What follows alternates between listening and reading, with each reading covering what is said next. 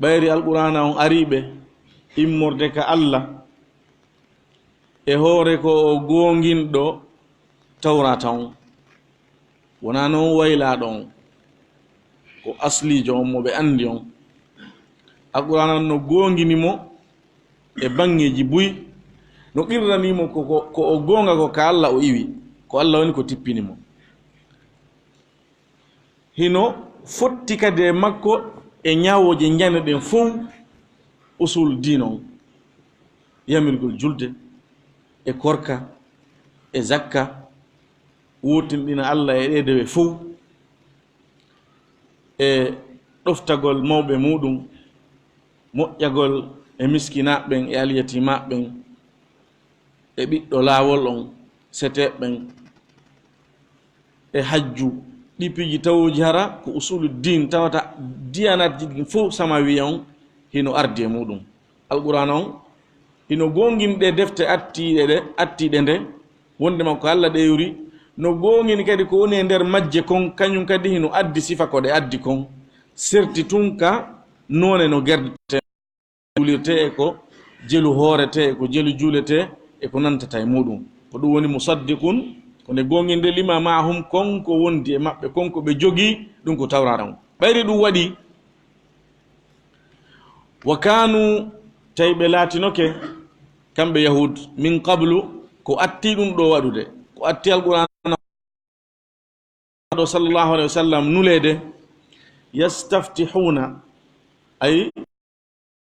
alfath alistiftah huwa alistidhar walistinsar yastansiruna wa yastadhirun koni karama koɓe tafsir ɓen ɓe waɗiri tabir on ko woni ɗum noon ko hiɓe wallinora hiɓe foolinora e ñanden fathu no ara hara ko polgal e nasru woni ko fanda Allah wi idha jaa nasrullahi wal fath on fathu ɗon ko polgal e ani foolugol ay ɓen fathu kadi no ara hara ko ñawore rabbana ftah baynana wa bayna qawmina bilhaqqi qul yajma'u baynana rabbuna thumma yaftahu baynana ay yahkumu no mo jantiɗen on ko bal ɓe laatino kamɓe yahud hiɓe wallinora hiɓe foolinora hiɓe yelora foolugol on nulaaɗo kono ɗum ɗon no montande ga tawde ɓe alqur'ana tippe mum ɓen hiɓe andi ɗum ɗo kamɓe ɗum ɗo ɓe wuuro yastaftihuna hiɓe wallinora ala alladina e dow ɓen kafaru heferaɓe honnu on annabajo arduɗo e makko on yahud ɓe andi ɓe yuno ka nokkeli ka ɓe hoɗi toon ɓe ari ɓe hoɗi madina ko addunoɓe ɗon ko andugol ɓe annabajo akhir zaman sakkiteteɗo nulede on ko ɗon woni ka o arata o wona ɗon ɓe ɗaɓɓiti nokku on haa ɓe hewti ɓe hoɗi ɗon ɓe habbi yahud noon alhaali maɓɓe nono o alhaali no fof wuri nono ko noon ɓe wuriri ko piroji e ko nandata e muɗum ɓe piirideno e arabu ɓen aus e khasraj arabu ɓe wonɓe madina ɓen ko kamɓe kawtirno ɓe haɓayno si ɓe haɓino wonde ɓeeɗa foole wonde ɓeeɗo foola wonde ɓeeɗa foola polgal ngal wonani on ɓe alano dina ko sanamo ɓen rewde ɓeeɗa yahud ko yimɓe deftere eɓe mari deftere hiɓe mari sharia hay fi hiɓe jiiɓi wayli ɗuti ɓeydi waɗi nder ton ko ɓe faala so ɗum woni no ɓeya foolinoɓe ɓe innayno min hawjana on annabajo nulete ko neɓa saayi makko on ɓattike min wonda e makko min bonna e fimo mayde iram e aada no warira noon ko ɗum meha on lanna few woni hen e fillanade ayi ɓe wi'i wondema si on ɗon ari ɓe yittira e ɓaawo makko ɓe sembinamo ɓe foola ɓeya sabu makko ko ɗum woni o istiftah ɗo foolinorgol mo e wallinorgol mo ko ɗon hiɓe yelora e foolirgol mo kanko annabijo on alayhi salatu wassalam abbas no fillimo karam ko ɓe buy no fillimo hay hiɓe filli e yimɓe madina ɓen wono Muad ibn Jabal e wi o aya ɗo koye amen menen tigi tippi menen ansar en min laatino menen komin sirkoɓe min ala dina ko sana mumen rewata yahudu no mari dina iwru kaka kammu yahudiya on koɓe jokki yoɓe jogiti kon kono noon wona yahudiya ka wiyete ko sharia Musa on alayhi salam hiɓe men haɓidayno e ɓe simen haɓino min folinoɓe ɓe wiya men annabajo sakkiteɗo nulede on hewti ka ara so ari min wonda e makko min foola on min lanna on ɓayri noon o ari kanko Muad o wi menen min gomɗinimo min wondi e makko kamɓe ɓe yeddimo ɓe sali ɓayri ɓe wii ɗum yahuden wii min wiwno on ɗum kono wona on mo min wiwno on ni na oɗo min habbino ɓe wi min wiwno on ɗum kono wona kanko ni o ɗum haɗi menen min gomɗinamo haalaji ɗi fof ɓe wolay wonde ɓe wiya ko kanko kono wona e maɓɓe o nela koye arabu ɓen tun wonde ɓe wiya towde wona kanko hay wigol ɓe wolano ɗum ɓe waɗayno tawi noon ko honno woni ko haɗi ɓe gomɗingol ɓe arno ɓe ñiiɓi ɗon e on nokku ɗon yelagol na maɓɓe fof gila baba maɓɓe Yaqub koye maɓɓe wona e nulede ɓe tanƴini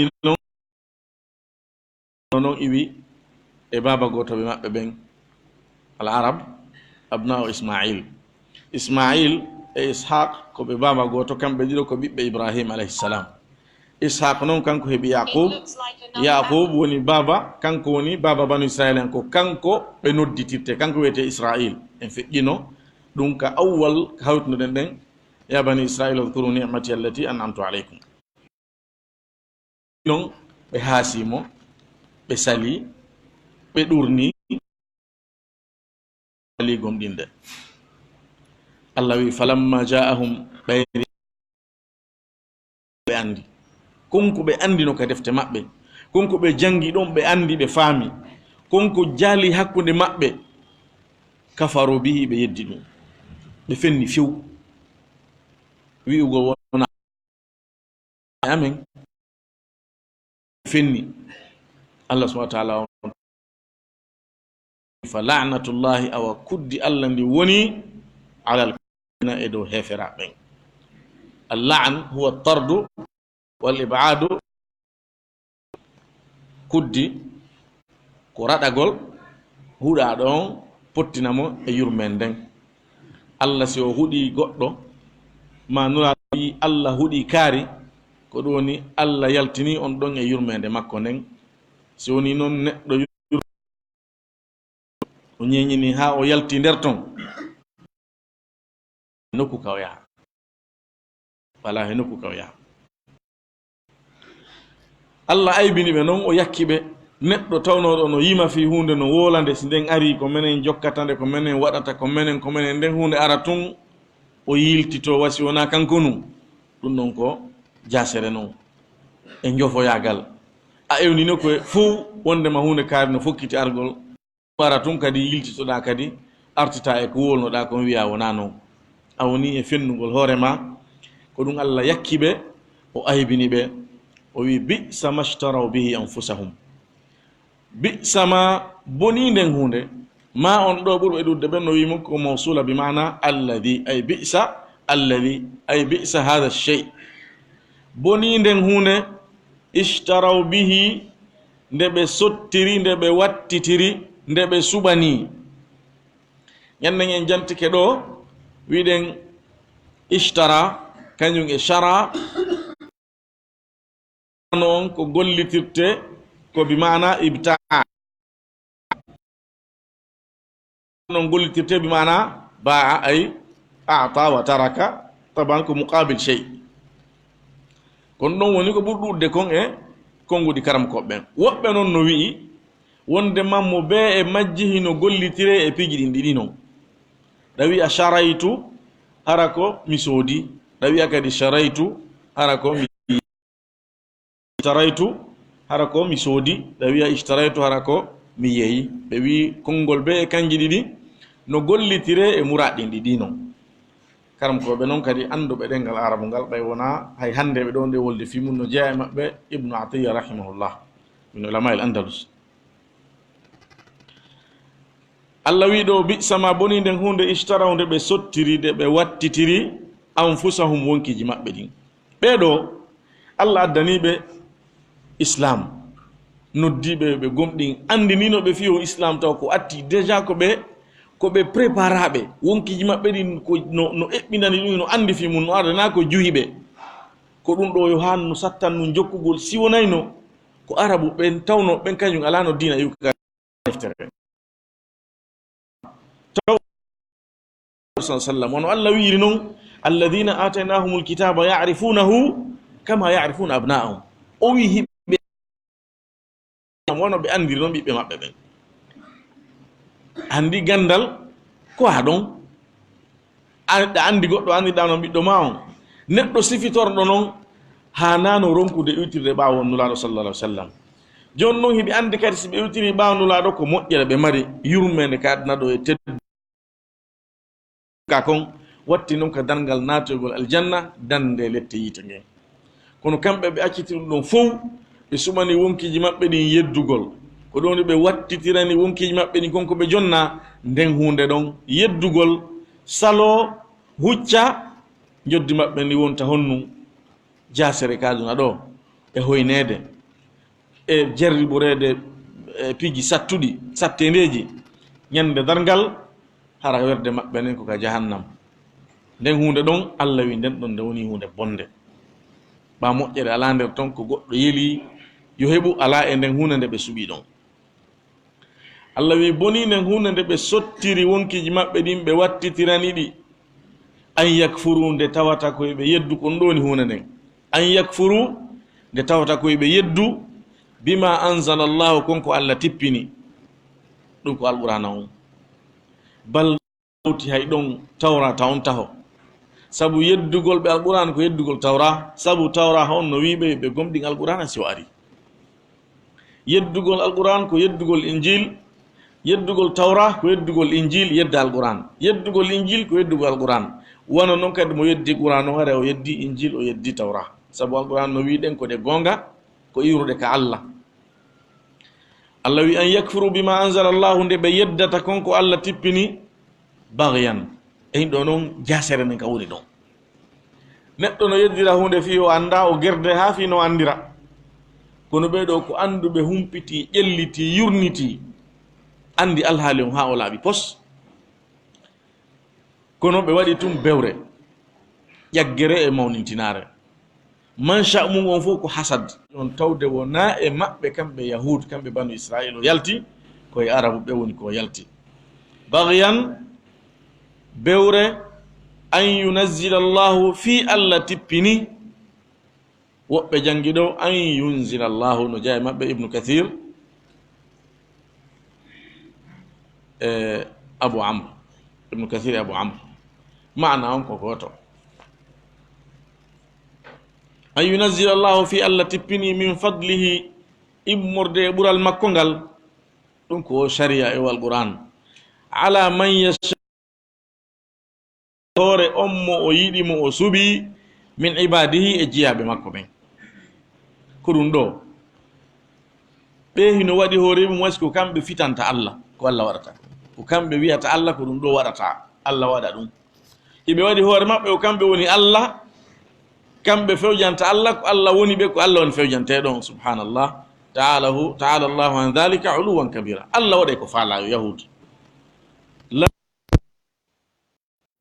wa hum yusalun kono allah sifori hoore mum faalun lima yurid allah waɗe ko faala wa rabbuka yahluqu ma yashau wa yahtar o tagge kala ko faala o suɓo e nder ɗum ɗon ko faala o ɓurna wono ɓurdidiri ni lebbi ɗin waɗi goɗɗi ashhur horum gere newnaka e majji goɗɗi ko ashhur halal gere no newna o suɓori ni sumaye e hoore ɗiya o suɓori ni sappo donkin e hoore ñalɗi heddi tiɗɗin o suɓi arafa e hoore ñalɗi heddi tiɗɗin o suɓi makka e hoore nokkel heddi tiɗɗin ko non kadi o suɓori muhammad sallallahu alaihi wasallam e dow tagore nden o jonnimo o sharia ɓurɗo timmude ɗo o alqur'ana ɓurɗo ñeññade ɗo ɓurɗo yottagol ɗo kamɓe noon ɓe falanoyo taw ko kamɓe wiyata yo allah waɗu ɗum ɗo allah waɗa ɗum wawata gasirde noon jiyaɗo wonata maccuɗo jiyaɗo wonata jeyɗo jeyɗon taw kanka wontata jiyaɗo ɗum no wawata gasirde noon kamɓe noon ko ɗum mustahilat ɗo ɗum woni ko ɓe nangata lawol muɗum tippini ngal ɓural makko ɗo e dow on mo yiɗi on mo suɓi o suɓani waɗangol ɗum ko sabu ɗum ɓe bewi ɓe haasimo ɓe sali gomɗinde wono allah wi'iri noon am yahsuduna annasa ala ma atahum llahu min fadli ay bal a yahsuduna annasa ɓe hasoto yimɓe ɓen nas on ɗo ko nuraɗo sallllahu alayhi wa sallam woni ko fanda yahudi ko ɓe hussad hasad mo ɓe mari on sifa maɓɓe allah jonnal hay goto allah jarri bural hay goto e tagore mum nden hasad sifa mo yahude mari on allah wi fa ba'u kon ɗo woni joddi maɓɓe ndin ɓayri ɗum woniri ni ɓe dartike koddori allah mo hoddiri on allah ko faala waɗude kon ɓe dartike mo e muɗum o wi fa ba'u ay fa raja'u ɓe ruttodi bi ghadabin tikkere ala ghadab e hoore tikkere ghadab arano tikkere aranere nden ko yeddugol ɓe ngol alquran yeddugol ɓe ngol alquran on sabu ko ɓe yeddi ko alquran on ɓe sali gomɗinde nulaɗo sallallahu alayhi wa sallam allah subahana taala on tikkani ɓe fawide tikkere makko nden e hoore maɓɓe kono allah wir noon e aya mo feɓɓiɗen ɗe balɗe ɗo wa ba'u bi ghadabin min allah ɓe ruttodi e tikkere immorde ka allah ɗo allah wi ɓe ruttodi e tikkere e hoore tikkere tikkere anara nen ko nde ɗo sabu ko ɓe yeddi ko alquran on ɓe yeddi nulaɗo sallallahu alayhi wa sallam tikkere ɗimmere nden ko sabu ko ɓe yeddi kon gomɗina ha injil ɓe jaɓano jokkude e isa alayhi salam ɓay o ardi e sharia sertuɗo e sharia mo moussa accuno o ardi e deftere ɓe wi o no ɓe salori ni nulaɗo sa sallam ko noon ɓe salornomo ha ɓe falamo wargol ha allah toni mo naɓi woɓɓe wi ko ɗum ɗon woɓɓe wi ko geddiɗi ɓe waɗayno ɗin woɓɓe janti rewgol ɓe ngani ndin woɓɓe janti wiigol ɓe ngol moussa ɓe waɗata ko wi kon ha ɓe yiya allah ma ha allah naniyaɓe konngol mungol ko nantata e sifa ɗin piiji ɗum fo e muɗum noon hino naati gila ka ɓe yeddi ɗon isa alayhisalam ha e geddi maɓɓe hetti ɗin fof no naati ka tikkere ɗimmere ko ɗum woni konngol ngol ɓe ruttodi e tikkere e hoore maɓɓe tikkere e hoore tikkere ɓay ɗiɗi tikkere e hoore tikkere ko tikke sowodirɗe wala iyadu billah ɓe ruttodi e ɗum ɗon tawi ko ɗum ɗon woni joddi maɓɓe ndin ko ɗum woni adresse maɓɓe on ko ɗum waɗi si allah wi ka alquran ka suratul fatiha o wi ghayril maghdubi alayhim har wona laawol ɓen tikkanaɓe homɓe winoɗen ɓen ko yahud nuraɗo sa sallam hadis mo yomo tirmidi filli joli wonde maɓe maki almaghdubi alayhim ko yahud kon ɗo woni adresse maɓɓe on kamɓe yimɓe tikkanaɓe ɓe allah tikkani allah wi walil kafirina hino wodani heferaɓen yedduɓe ɓen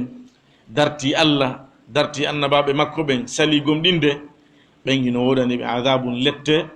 muhinun jasinayɗe lette koyera lette jasere tawata mo nadama e majje ko dhullun wa hawan wa sagar ko jasere e hoyende tum woni nder toon waliyadu billah yo allah dando en wa ida qila lahum si wi'anama ɓe kamɓe yahud ha hen aminu gomɗine bima anzala llahu ko ko allah tippini wiyanɗo ɓe wo woni ko nulaɗo woni ko sahaba ɓen woni ko goɗɗo e men ɗo hande wolani goɗɗo e maɓɓe ɗo hande ko ɗum ɗo ɓe jabotoma si wiyanama ɓe aminu gomɗine bima anzala llahu ko ko allah tippini qalu ɓe wi'a nu'minu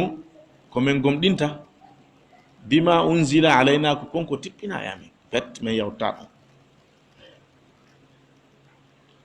ɗum ɗon noon tigi ko fenande ɓe woni sabu gomɗingol ɓe ɗum noon siko haqiqa ɓe gomɗina kala ko iwri ka Allah ɓawti muɗum ɓano windi nder ton fi ko woni arde kon fof koyeɓe gomɗin injil on wo qur'an on wo kono ɓe wiya o ɗum ɗo ko yeru mum wono jantorne ɗon noon ka ɓe wi ɗo qulubuna gulf e mana goo ɓe wi wondema ɓerɗe maɓɓe ɗen no mooɓi gandal no heewi tef haaju maɓɓe ala e gandal ko nuraɗo sallah sallam jogui ɓe wiya qalu ɓe wiya nu'minu ko min gomɗinta bima unzila alayna konko tippina e amen wa yakfuruna ɓe yedda bima wara'ahu konko woni ɓawti muɗum konko woni ɓaawo muɗum konko tippina e maɓɓe ko tawrata on ɓenna kon ɗon mene min gomɗinta kono alhaali maɓɓe on hollina ɗum sabu hiɓe yeddude konko ari ɓaawo tawrata on injil on wo alqur'ana on wo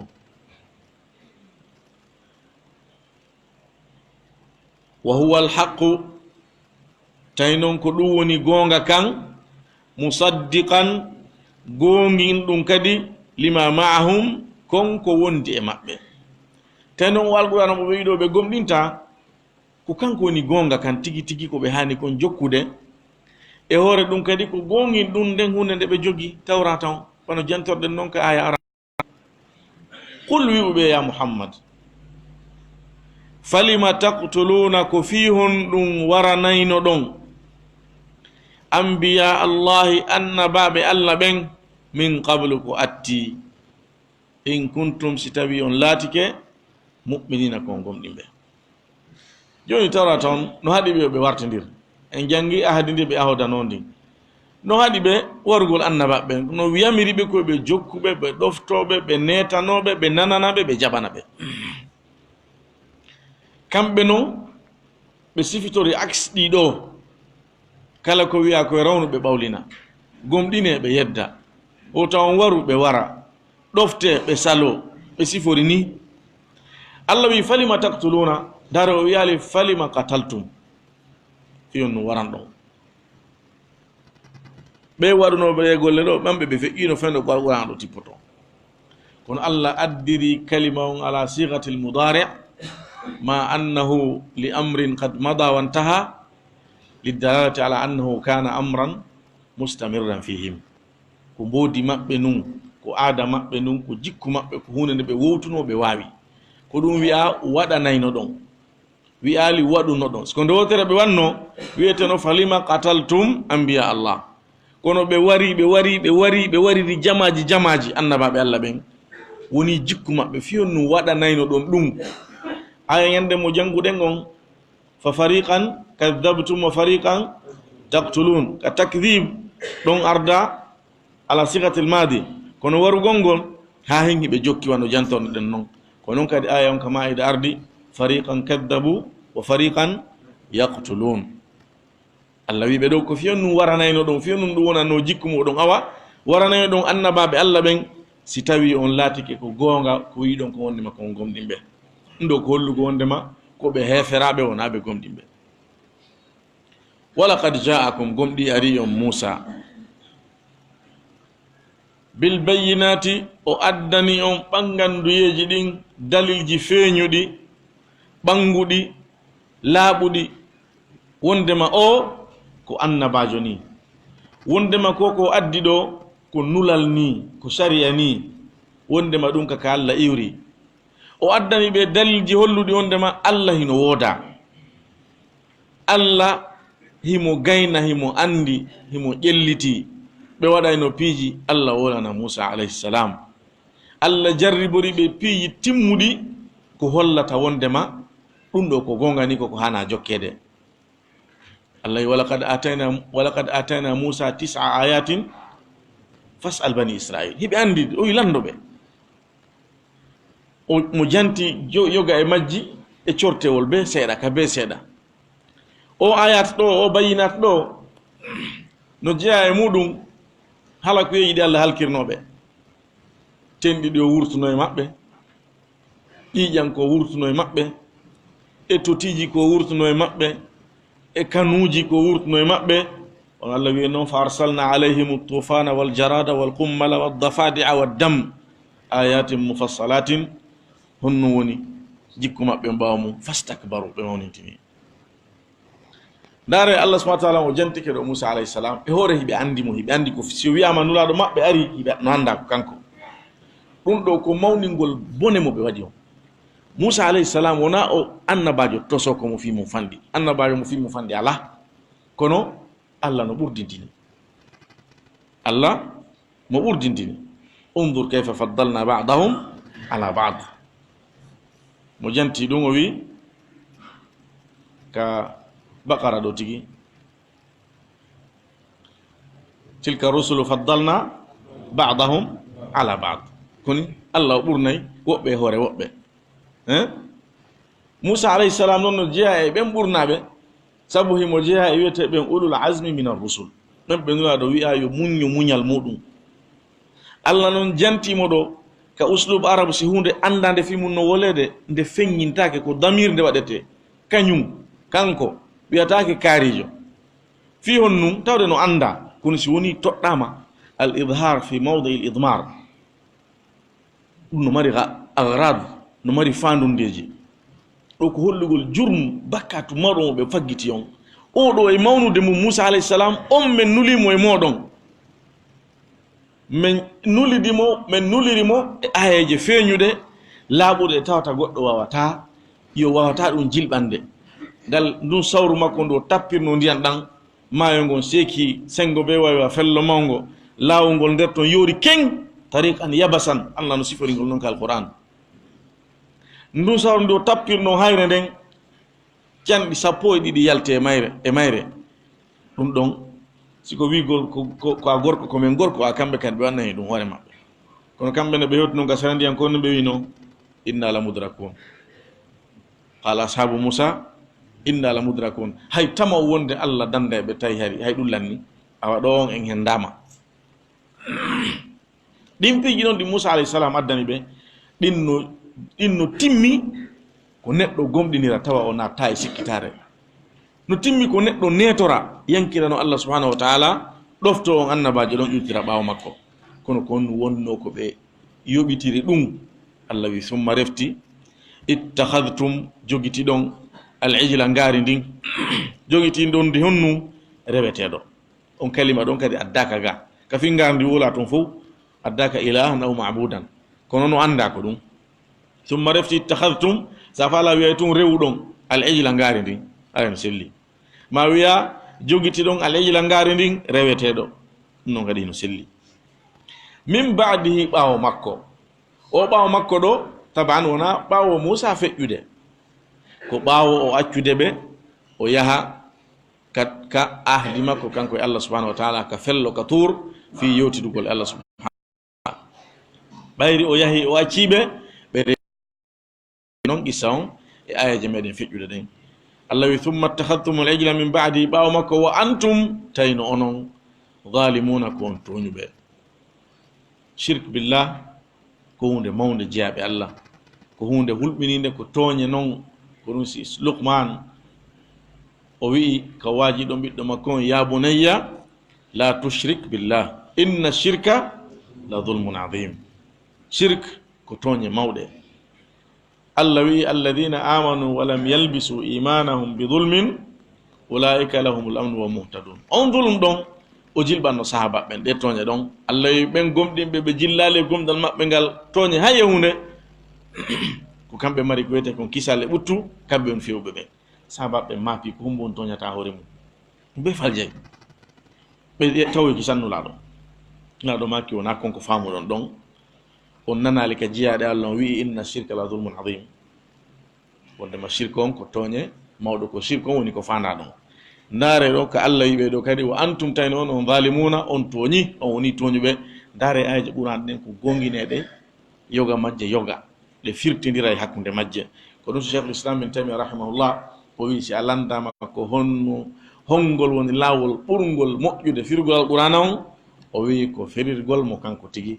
sabu ko ñogga nokku goo no fensita to nokku goo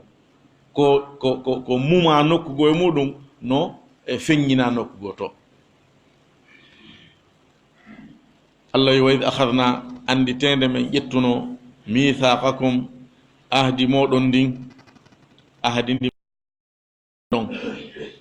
wa rafa'na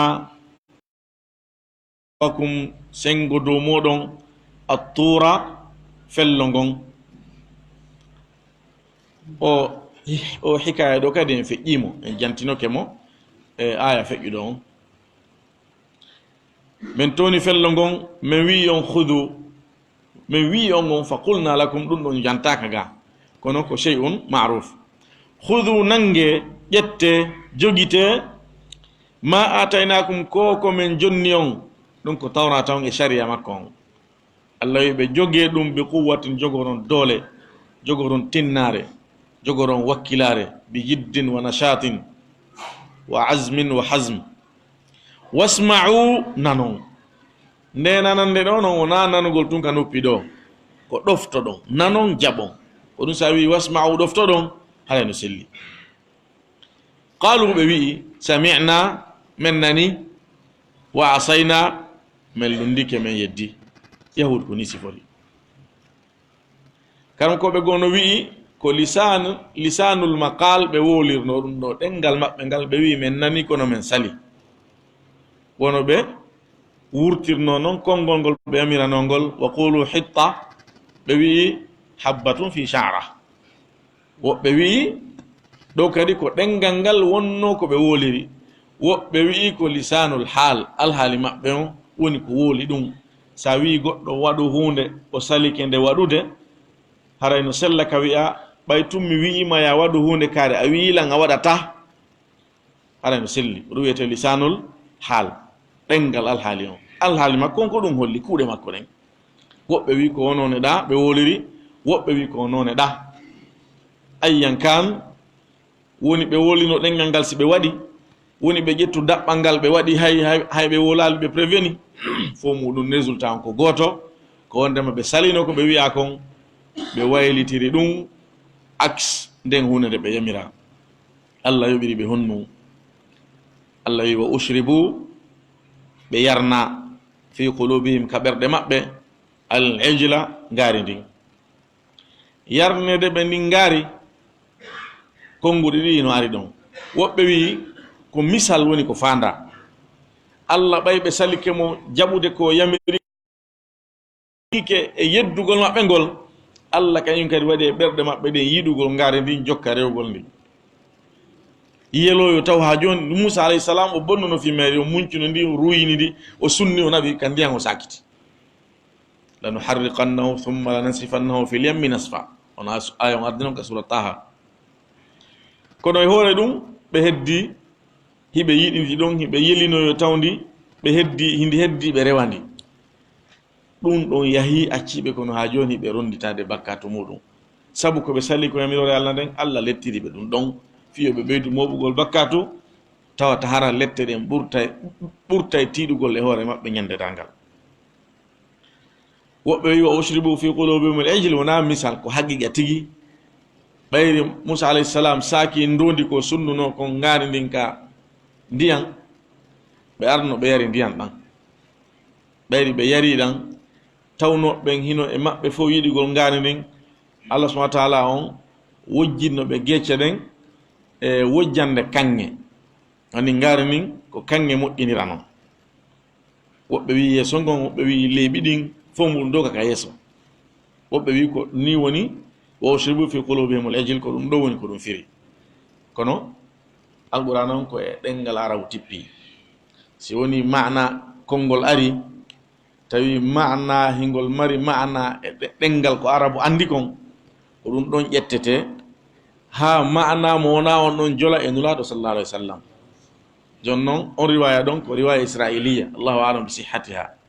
jolale e nulaɗo sa sallam ɗum ɗon ma sifa muɗum honnu ƴettete koko arabu fandorta kon si woli sifangol konngol ɗo allah wi bilisanin arabiyin mubin ko ɗengal maɓɓe alqur'an on tippi koko ɓe fandorta kon e konnguɗi maɓɓe ɗi alqur'an on firirte ha tabitanan axe muɗum wono tabitiri noon e nokkeli goo haray ɗo wa ushribu ɓe yarna fi ɗe maɓɓe al ijla yiɗugol ngaari ndin hubbal ijl woni karam ko ɓen firiri ɗo salafin wono ibne abbas e ko wonama ko ni woni no ɓe yaari imamu tabari ko ngol konngol ɗo kadi woni ko jiccini rahimahullah bi kufrihim sabu keferanka ko maɓɓe mum sabu yeddugol ɓe ngol sabu ko ɓe laati kon yedduɓe yamirore Allah nden dartiɓe annabaɓe makko ɓen ba on ɗo ko sababiya indal jumhur woɓɓe on ibne atiya imo addi ihtimaliya wonugol mo maa ay wondude e keferanka ko maɓɓe ngon ɓe yoɓira e kuuɗe maɓɓe ɗen yiɗinede ngaari ndin yeloyo tawi hindi woduno ɓe rewandi ha joni wattude e keferankaku tabito ngun ka ɓernde maɓɓe so tawi ba on o firama maa so tawi noon en yaari konngol jumhur ngol ay bi sababi kufrihim fo noon fayda ko hunde wotere ɗuɗa ko serti Allah wi qul wi'u bi sama boni nden hunde ma on ɗo no waywa ma on dow ga ay bi mana alladi boni nden hunde ya'murukum bihi nde hino yamira on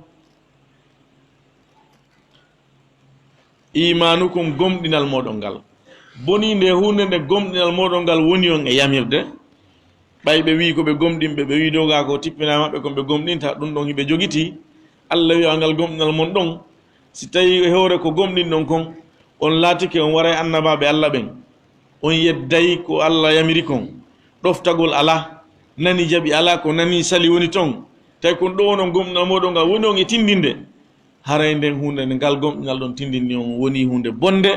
si tawi in kuntum mu'minin si tawi on laati ko tode kon gomɗinɓe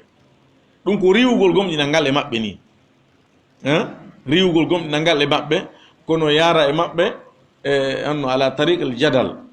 yani jaɓana ɓe konngol ngol ɓe woli ngol kono yeddano haqiqa maggol on ɓe wi ko ɓe gomɗinɓe Allah wi si tawi a ko noon woni hiɗon gomɗini e hino kuuɗe ɗe wonɗon e waɗude ɗen haray gomɗinal moɗon ngal woni e yamirgol on hunde bonde haray darte ngal heftoɗon hoore moɗon ɗo e Allah subahana taala on nangude on onon hedditiɓɓen haray darsu meɗen on hino jofude ɗo en arta e ɗo e toɓɓere nde yewtuɗen ɗe balle yiltude e mere gokkunni tawde ko hunde wonde muhim on woni ɗum ko gadab mo Allah subahana taala on janti ɗo e gadab oɗo Allah subahana taala on sifori ɗum hoore mum joni noon ɗen andi no jaali enen ka meɗen ga sifaji buy ɓe riway ɗe Allah fi laɓɓingol mo fi wigol Allah hana siforede ɗum woloɓe ɗum men kañum hino yii si Allah siforama ɗum haray o nandinama e ko tagi kon woɓɓe riwa sifa on few woɓɓe wayla mana on ɓenna gadabu on ko iradatul intiqam faalede lettugol faalede yottagol kono wona tikkere Allah tikkata Allah monatako ɓe wiya si Allah wiyama o monike haɗa noyo so nandinama e ko tagi kon kaarijo mono to Allah kadi mono haɗay nandi haɗay ɗum ɗon noon ko faljere Allah no waɗɗi en mo waɗɗini en tabintinalngol mo inɗe ɗe o innitiɗen tabintinanamo sifaji ɗi o sifitori ɗin woni kaka alquran ɗi joli woni kaka sunna nuraɗo sallallahu alaihi wasallam no jeeyano e ɗin sifatul ghadab en jantinoke nde yewtere ɗo e aya on fa wa ba'u bi ghadabin min Allah en fillitoto tun seeɗa ha tabita e fondoji ɗin en ara yeeso hara en fillotako inchallah hara ɗum ɗo madhab ahlu sunna al jamaa on ko tabintingol ɗi sifaji ɗo ala haqiqatiha hara waylata mana on tikkere Allah wi wiyanamo tikkere a tefaka noon ko honno nde sifori ko honno nde memminorta ko honno nde wonirta ɗum ɗon a anda a ɗaɓɓiraka kadi a andu wala yuhituna bihi ilma hay goto huuɓidaki allugol anda andugol Allah ka tawi ɗon a anda date makko on mbadi makko ni subhanahu wa taala a anda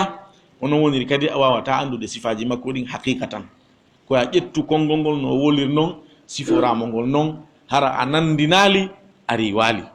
hara a nandinali mo e ko tagi kon hara kadi a riwanali mo sifa on ko ɗum woni isbat bila ta'til anno isbat hara a waɗali ta'til a waɗali tashbih isbat bila ta'til wa tanzih anno isbat bila tamthil wa tanzih bila tashbih tabintinanamo sifa a riwali mana makko on haqiqa makko on laɓɓinamo e nandugol e tagore makko nden hara a montanali mo sifaji makko ɗin tabintinanamo ɗi ala haqiqatiha ala wajhin yaliqu bihi subhanahu wa taala imamu tahawi rahimahullah o wi ke deftere makko wallahu yaghdabu wa yarda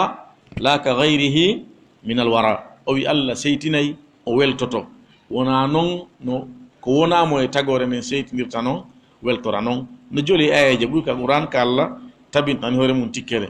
la tatawallaw qawman ghadiba Allahu alayhim alam tara ila alladhina tawallaw qawman ghadiba Allahu alayhim wal khamisata anna ghadaba Allahi alayha in kana min as-sadiqin ndo fono ari ton no joli kadi hek ahadith ji Allah subhanahu wa ta'ala wi hadith qudsi inna rahmati sabaqat ghadabi no tabiti kadi ka sahih nulaɗo sa sallam ñande dargal so woni ɓe arano yamoy ɓe tefan jama on fiyo Allah ñaawu ɓe iway soñja wona ɗon e muɗum ɓe wi'ey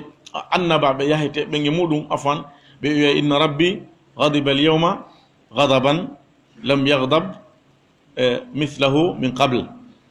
on hadis on jolini noon haɗa sifa on ko tabutuɗo kono ɗon woni ƴawi dawn e sifaji Allah ɗin fof koya tabintin sifa on hara a nandi naalimo e ko o tagi kon riwanamo nandugol e tagore makko ni hara mon taale sifaji makko ɗin wono wiiri noon laysa ka mislihi shay o riwi nandugol e hay e hunde kono o tabintini sifaji ɗin o wi wa huwa samiu albasir kanko nanowo yi'owo tano no yirtano no septi an e mbewa man wono woni noon kadi an nani toon no nagotum donc hakkude yi'ugol taguɗo e yi'ugol tagaɗo haka ɗum woɗɗodiri ɗon ko noon yiyande mon ɗe woɗɗodiri haka nanɗe haka ange makko woɗɗodiri ɗon ɗon ko ha ɗon kadi nanɗe maɗe e nanɗe makko woɗɗodiri wallahu alam walamma ja'ahum ɓeytere min indillahi immorde ka Allah musaddiqun gonginde lima ma'ahum konko wondi e maɓɓe wa kanu tawi ɓe laatinoke min qablu ko atti yastaftihuna ay ko atti deftere nden arde ko arti nulaaɗo sa sallam yastaftihuna hiɓe wallinora hiɓe foolinora hiɓe yelora foolugol on nulaaɗo ala alladina kafaru e hoore ɓen heferaɓe yedduɓe falamma ja'ahum ɓayri ariɓe ma arafu konko ɓe anndi ɗon falana ndi woni ala alkafirina e dow heferaɓen bi'sama ishtaraw bihi nde ɓe wattitiri anfusahum wonkiji maɓɓe ɗin nde ɓe wattitirani wonkiji maɓɓe kin an yakfuru nde ɓe yeddata bima anzala allahu konko Allah tippini bagyan an yunazzila allahu fi Allah tippini min fadlihi e ɓural makko ngal ala man yashau e dow ommo o yiɗi min ibadihi e jiyaɓe makko ɓen fa ba'u ɓe ruttodi bi gadabin tikkere ala gadab e hoore tikkere walil kafirina hino wodani heferaɓen adabun lette muhinun e hoynoje lette kohera lette jasere maɓe aminu gomɗine bima anzala allahu koko Allah tippini qalu ɓe wi'a ɗum minu men komin gomɗinta bima unzila alayna koko tippina e amin kon min gomɗine ko tippina e amin kon ɗum ɗum tun o yakfuruna ɓe yedda bima wara'ahu konko woni ɓaawo muɗum wa huwa alhaqqu tawi noon ko ɗoni gonga kan musaddiqan gonginka lima wondi e maɓɓe ɗum ko tawrata on qul wi'u falima taqtuluna wa id akhadna anditede men ƴettuno misaqakum ahdi moɗon ndin wa rafa'na men towni fawqakum dow moɗon attura fello ngon khudu men wi on nani on bi quwwatin e hoore doole e tinnare wasma'u nanon jaɓon ɗoftoɗon qalu ɓe wi'i sami'na men nani wa asayna men yeddi men lundike wa ushribu ɓe yarna fi qulubihim ka ɓerɗe maɓɓe al ijla ngani ndin yiɗugol ndi yiɗugol rewugol ndi bi kufrihim sabu keferanka ko maɓɓe mum sabu yeddugol ɓe ngol qul wi'u bi'sama